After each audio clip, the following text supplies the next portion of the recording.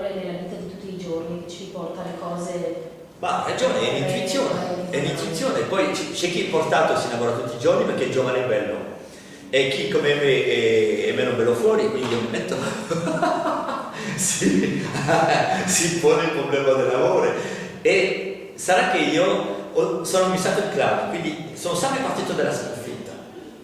Io che lavoro ho sempre avuto dei grandi successi e molti insuccessi. Ed in questi insuccessi mi è nato una grande passione per l'amore. Mi sono accorto che quando non avevo bisogno di una donna, stavo benissimo con tutte le donne.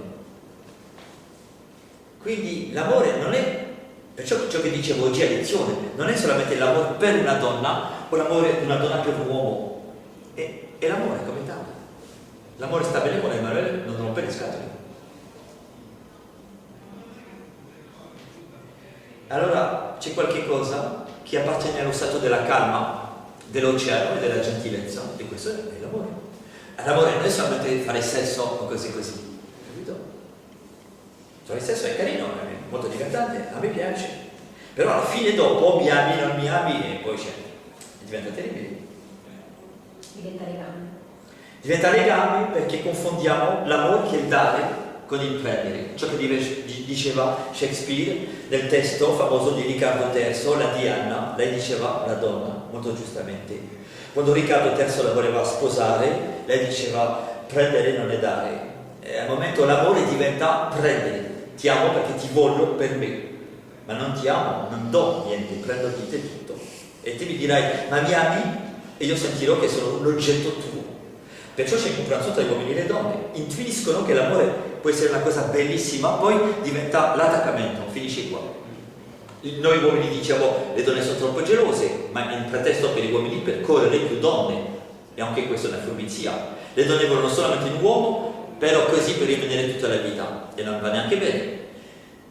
C'è un'intuizione da parte di tutti e due, degli uomini e delle donne, che è molto bella, ma l'amore deve attraversare sia l'uno che l'altro.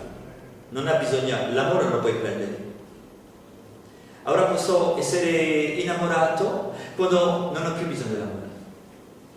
Eppure nell'ordine sociale, quello convenzionalmente inteso ormai da secoli, siamo considerati, siamo tacciati di anormalità nel momento in cui ricerchiamo dei legami, non dei legami, delle relazioni più libere che vanno in questo senso, mentre chi si sposa o chi si lega viene visto come sì, ma sai, sì, correttamente si unisce. Potrei rispondere in modo molto personale, molto semplice. Io sono separato e con la mia moglie, di cui sono separato, potrei dire quasi che sono più suo marito adesso che non sono più con lei, cioè sono più gentile io con lei e lei è più carina con me, adesso che sa che siamo un po' più separati, nessuno può più possedere l'altro, c'è più rispetto. Appena uno si sposa, tu sei la mia proprietà. Sono cose che non capisco. Io non sono, sarà che sono del segno dell'acquario, sono un libertario e quindi sono anche astrologo. Sono diplomato in astrologia cinese perché credo molto che l'uomo è legato al destino del mondo e penso che l'uomo fondamentalmente ha avuto l'orgoglio di credere di poter manipolare la vita, ma non è così.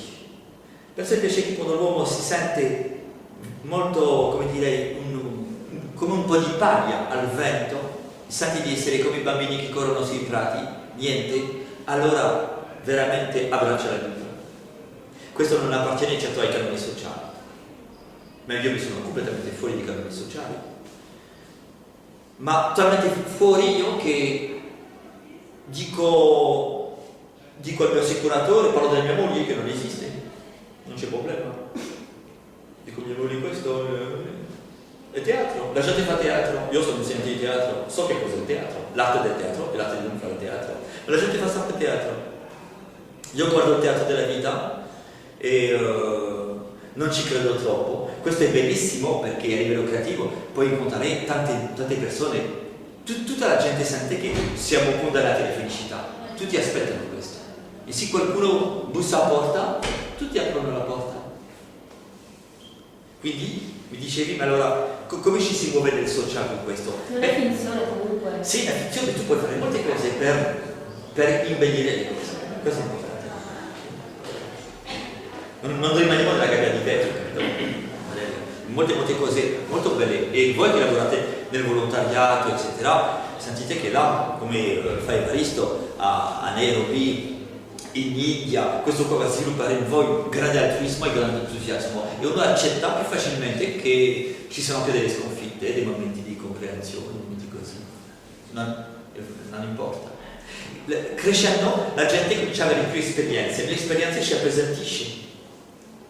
Come abbiamo 78 anni, siamo pieni di esperienze, troppe esperienze. Per me crescere significa non avere più esperienze.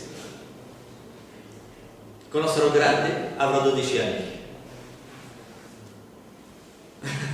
Ci lasci con un messaggio rivoluzionario, visto che siamo dei piccoli rivoluzionari anche noi. Beh, tutte le persone come voi, che sono delle persone curiose, aperte, trovano la via giusta. Me lo dico.